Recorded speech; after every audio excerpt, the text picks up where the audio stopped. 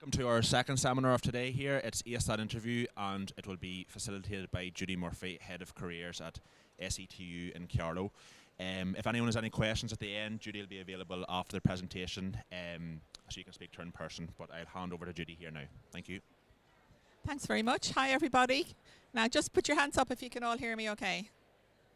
Fantastic. Okay, so this is my interpretation of a survival guide to graduate interviewing, or for that matter any interviewing, even if you're doing postgraduate interviewing or if you're applying for a promotion and a job in a couple of years' time.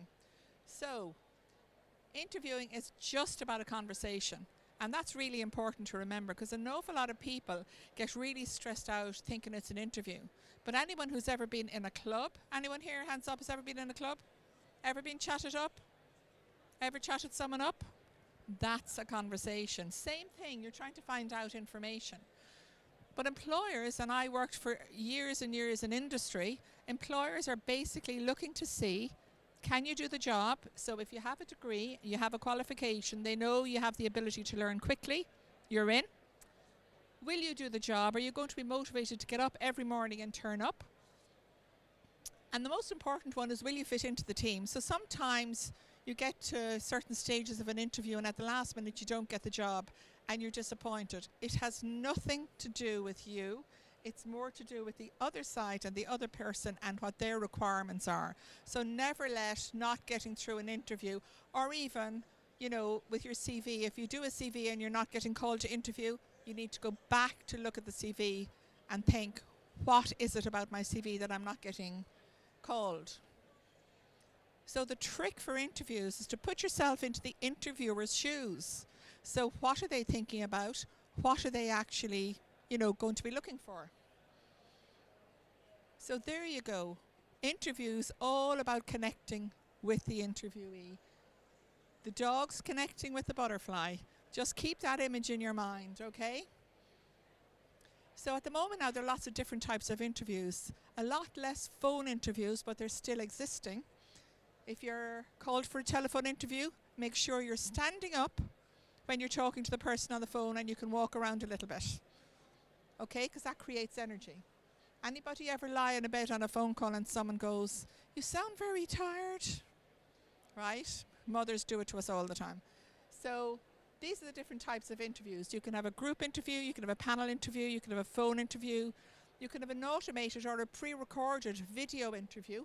And there's another chat on here today about top tips for that. There is no such thing as an informal chat. Sometimes someone will say, "Why don't you drop down and we'll have a chat?" It's an interview. So do the prep you would do, even if it's a chat for an interview. Even if you're dropping a CV into a company, do a little bit of research in the company before you go in, and that really will stand to you. So for me, there's three main things that lie over the fourth. If you don't have a job description and you haven't read it and you don't understand what's in it, that's a sort of a no-no. You need to understand the job description. You need to do your research on the company, and you need to anticipate possible questions. Now, it's ridiculous. Some people will go into an interview and they hope they'll be asked, you know, something about themselves. Okay, so practice, practice, practice. You can have all of them, but you need to know more about the job description than the actual interviewer. So interview preparation, your starting point for interview preparation. If you were going to cook a meal or bake a cake, you would get all the ingredients you need together. Once you have those ingredients together, you're in a much better position to actually have a good outcome, if you like. So you gather all the information. How many people have heard of the STAR model here, or STAR technique? So a small number of you. You have to really spend a bit of time learning the STAR technique or the STAR model for yourself to be able to answer questions you're going to be asked at interview. Ask questions when you're doing your research on the company. Be curious as you're going through your research. And maybe there's a question that comes into your mind that you're genuinely interested in. That's the question you ask. It'll sound authentic. It won't sound like something you read off the internet. you can always, sometimes a company will tell you who's going to be interviewing you. So if they're telling you who's going to be interviewing you, you can go on LinkedIn and you can look them up and you can connect with them. Okay, and that shows really a good bit of interest for yourself. So there's a certain amount of typical questions that tend to turn up at interview. Okay, so I have one that normally people say everyone has a pet hate question. That be right? There's this one question that you really don't want them to ask you. But here are some other ones. What do you know about us? Okay, really important. Do your research. Why should we hire you? Well, if you don't know why they should hire you, there's no way they're going to be inspired to be able to tell you how or why they should hire you. It's important that we're all self-aware, so know what your key strengths and weaknesses are. You can go on and you can do strengthsprofile.com, cheap and cheerful, some of them are free, and you can do find out a little bit more about your strengths. When someone asks you about your weakness, genuinely you need to know what is that area for development that maybe you've worked on over the past 2 or 3 years and how you have got on with that. Sometimes it can be as simple as, if you're working in IT, maybe you didn't know anything about coding when you started. If you're working in business, maybe you'd never done business in school or you'd never done financial management, so it was an area for development or a weakness, and now over the past 2 or 3 years you have learned a lot about that, so you have developed yourself in that particular area. They will ask you any questions. And finally, the favourite question that everyone says they love to be asked is, tell me about yourself. Now this is a really important question. And in terms of, I know Angela was here earlier talking about CVs, it is important to have a personal profile on your CV. Because if someone's going to spend 7 seconds reading your CV, that's what you want them to read. If they read that, they get you, and that's really important. So, and hands up people who like this question, or maybe hands up people who don't like this question, more to the point. Tell me about yourself. 2 honest people. Okay, so here's some hints and tips around what you can do to actually prepare for this question. So this is going to help you stand out from the crowd, and this is going to help you to sell yourself. So start off by telling the interviewer, when they say, tell me a little bit about yourself, or maybe, you know, talk us through the past couple of years. They'll ask it in different ways, but it's just an icebreaker to help relax you at interview, even though it stresses a lot of people, okay?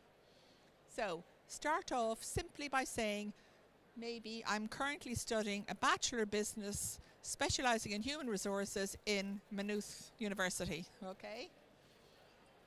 Maybe you've had a couple of summer jobs, maybe you're doing a part-time work, so then let them know that you've worked in retail and hospitality, high-level stuff, over the past couple of years to help fund yourself through college. And while I'm in college, I've also been doing some volunteering, and I've helped out, maybe you helped out with the careers office. I'm in the Southeast Technological University, and we would have career ambassadors in the college. All those look great on your CV. And then what are your strengths? So have a look at what the company is looking for. Then have a look at what you know are your key strengths, and make sure you put down what your strengths are that they're looking for. That's really important. And you might also have an additional strengths that you could put in that they're not looking for, but you think would add value to the job. So this, you can read this through yourselves, right? You're all at university, so you can read. Take a picture if you like. So this is just a sample of what that dialogue might sound like, okay? Whip out the cameras quickly. So the person is telling them that they're currently a student, where they're studying, what they've done in terms of a high level of their work experience, and if they've done any particular volunteering, and then in terms of what their key strengths are.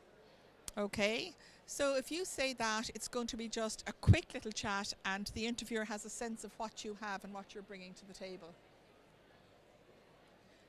Another thing, a lot of interviews are going to be, for graduates, are going to be competency-based interviews. There are a small number of companies that do strengths-based interviews, but you can Google strengths-based interviews to get more information on that. That's just finding out when you're at your best, when you're in flow. In terms of competency-based interviews, things like communication, things like time management, things like being part of a team, things like even customer relationship management, problem solving for sure, and organised. They're just a small selection of the competencies a company could be looking for. They usually will tell you on the job description what those competencies are, and then you have to think about, in your own experience, either working or in college, how could I, or is there something I could think of just to describe a particular maybe incident or experience I had that I would have demonstrated this particular competency. So just have a think for a second now. Just pick one of them in your own mind and think, have I got an example of a particular competency there? If anyone has done interviews this year, this is a question that is usually asked. Tell me about a time when you've had to deal with a difficult customer or a difficult classmate or colleague. Anybody experience of that? Lots of nodding, okay. What do you think they're looking for there? Teamwork or conflict, okay?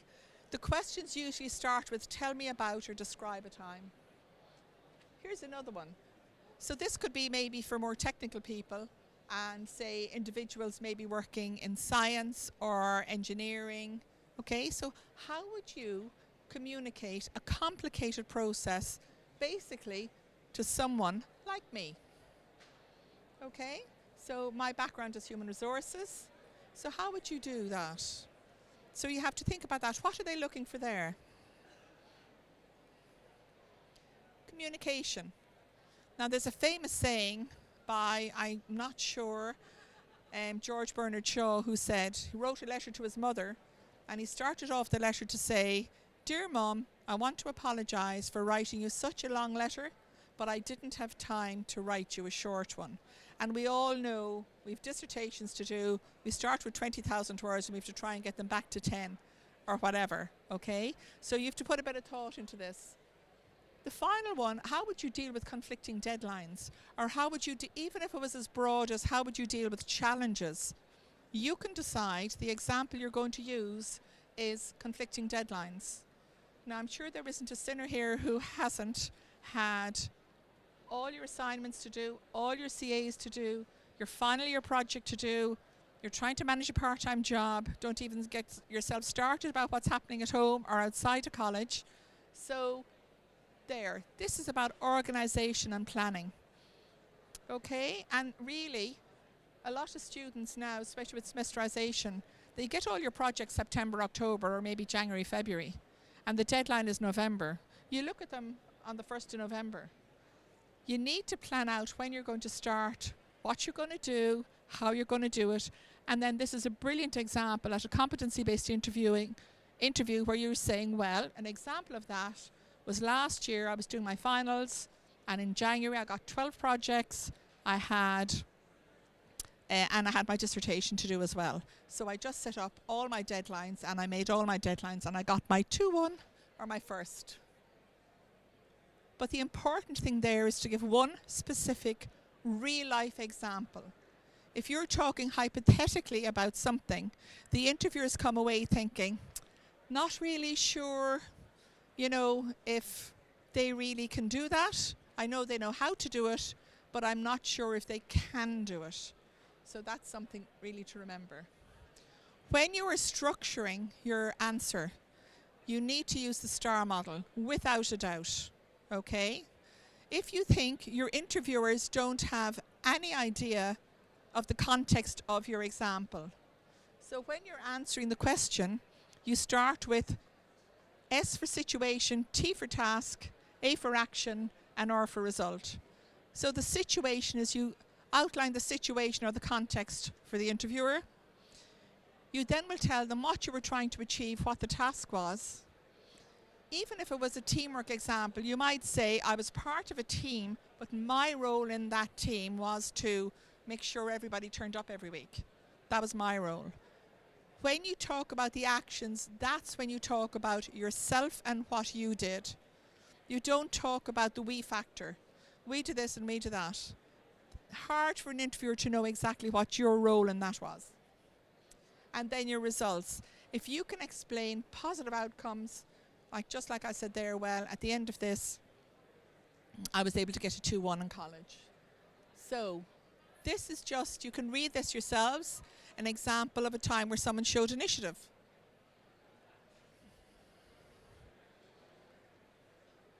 Okay, and at the very end, there are certainly some key items there in terms of values at the end for those outcomes.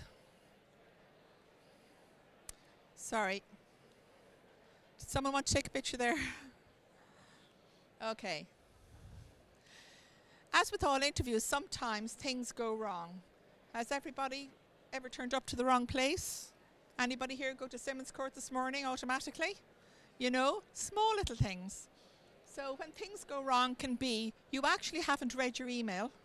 You read the first page, but you forgot to go down to the last full stop where they signed it. So go back to your email and make sure you've read everything you're supposed to do and what time. Don't be late. And the trick about being late is, and this is for work as well, if you're 10 minutes early, you're on time. If you're on time, you're late. And if you're late, you don't want to be there. So I'm not sure how long you're going to last in that job or that interview. Gives a really bad impression. It's a really good idea not to lie. Okay? I was watching Heathrow's busiest airport during the week, and there was a security man on, and he said, it's amazing how many people think we don't know when they're lying. He said, but from our experience over the years, you can tell when someone is actually lying. And I would say the same of interviewers, you know. So I've been interviewing for years, and you can just tell. It's very subtle. I can't put my finger on it, but you just know, and then you just ask more questions, and generally someone can be cut out a bit, and you don't want someone maybe to hire someone who's going to be lying to you. This is just about how you present yourself, okay? So not so much makeup, just tone it down a bit. It's not Saturday night or it's not Wednesday night, okay? You're not going out in the town. This really is about grooming, and it's about showering. Simple as that. You can't see the guys behind, but they all have their noses cut, okay? So make sure when you turn up, you look as if you have made an effort. You know, now some people will be able to afford to have, you know, maybe a suit, but you know, pennies, not bad if you're really stuck for something to wear, or borrow it from a friend. I ran interviews once, and 2 brothers turned up, one in the t-shirt and jeans, the other in the lovely suit.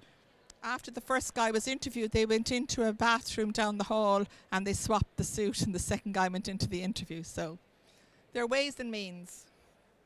This is about cleaning up your social media, okay? Is there anything up there? If they did a sort of downloaded everything you have on the internet, is there stuff up there that you mightn't like me to see, or your mother to see, or your granny to see? So just have a look at it and make sure everything that is private, or that should be private, is private. And your mobile, leave your mobile outside the room. Leave your watch outside the room, because you're not even going to realize as you're talking, you're going to get a beep, and you're just going to do that. You won't even be aware of it. So take anything that's going to be sending notifications off. 15 minutes, 20 minutes, an hour won't kill you, okay? Sorry. So, has it gone back to the start? So I think that's it for now, yeah? Okay. Yeah. So that's it for now. I'm going to hang on for a few minutes. If anybody has questions that they might like to ask me, I'm more than happy. Or if anybody wants to take off your ears and just ask a question, you're more than welcome. So thank you, guys.